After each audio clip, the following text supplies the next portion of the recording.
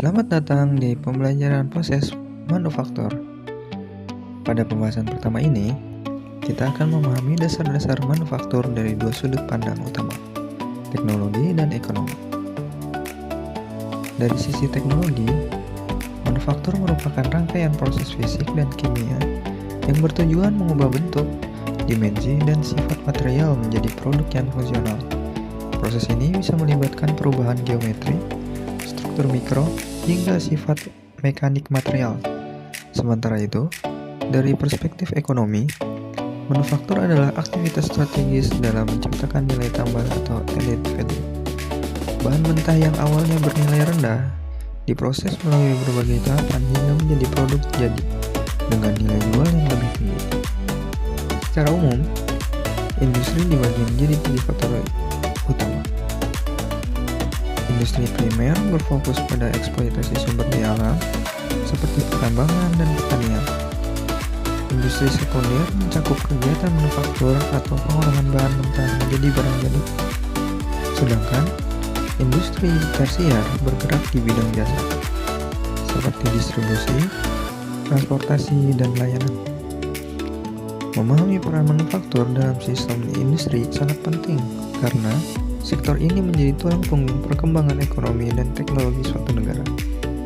Pada pembahasan kedua, kita akan membahas salah satu proses manufaktur yang paling fundamental, yaitu pengecoran logam atau metal casting. Prinsip dasar dari proses ini cukup sederhana. Logam dipanaskan hingga mencair, kemudian dituangkan ke dalam rongga cetakan yang disebut mold cavity. Setelah itu, logam dibiarkan mendingin dan membeku mengikuti bentuk cetakan tersebut. Namun secara teknis, proses ini melibatkan 2 tahapan penting. Pertama adalah proses pemanasan dan penuangan, yang disebut melting and pouring, di mana suhu harus dikontrol dengan presisi agar logam memiliki fluiditas yang baik. Kedua adalah proses solidifikasi, yaitu perubahan fase dari cair ke padat yang sangat menentukan kualitas akhir produk. Dalam pengecoran pasir, atau yang bisa disebut sand casting, terdapat beberapa komponen utama yang perlu dipahami. Bagian atas cetakan disebut cope, sedangkan bagian bawah disebut drug. Selain itu, terdapat riser, yaitu reservoir logam cair yang berfungsi untuk mengkompensasi penyusutan atau shrinkage selama proses pendinginan. Keunggulan utama pengecoran adalah kemampuannya menghasilkan bentuk yang kompleks, bahkan untuk komponen dengan geometri rumit yang sulit dibuat dengan metode lain. Namun, proses ini juga memiliki tantangan, seperti potensi cacat cor, berupa porositas, retak, atau penyusutan yang tidak terkendali. Oleh karena itu, pemahaman tentang desain cetakan, aliran logam, dan kontrol temperatur menjadi kunci keberhasilan dalam proses pengecoran. Pada pembahasan yang ketiga, kita akan beralih ke material yang sangat dekat dengan kehidupan sehari-hari, yaitu plastik atau polimer. Secara ilmiah, polimer merupakan material yang tersusun dari rantai panjang molekul berulang. Berdasarkan perilakunya terhadap panas, polimer diklasifikasikan menjadi 3 kelompok utama.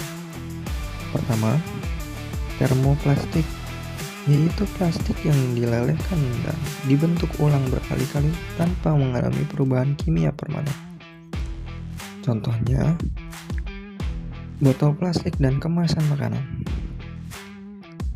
Kedua, thermosets, yaitu material yang mengalami reaksi kimia saat dipanaskan, sehingga mengeras secara permanen dan tidak dapat dilelehkan kembali.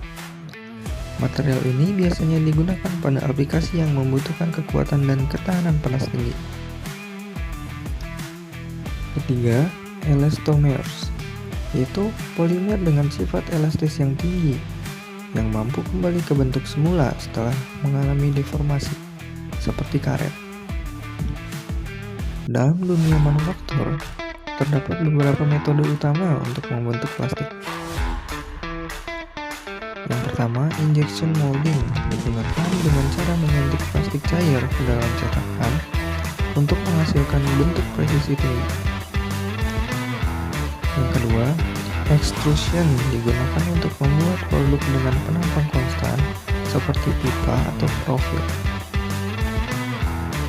Sedangkan blow molding digunakan untuk memproduksi benda berongga seperti botol. Salah satu aspek paling krusial dalam pengolahan polimer adalah kontrol suhu. Jika suhu terlalu tinggi, material dapat mengalami degradasi. Sebaliknya, jika terlalu rendah, material tidak dapat mengalir dengan baik ke dalam cetakan. Dengan memahami karakteristik material dan prosesnya, kita dapat menentukan metode manufaktur yang paling efisien dan menghasilkan produk dengan kualitas optimal. Melalui 3 pembahasan ini, kita telah memahami dasar manufaktur, mulai dari konsep nilai tambah, proses pengecapan logam, hingga pengolahan material plastik.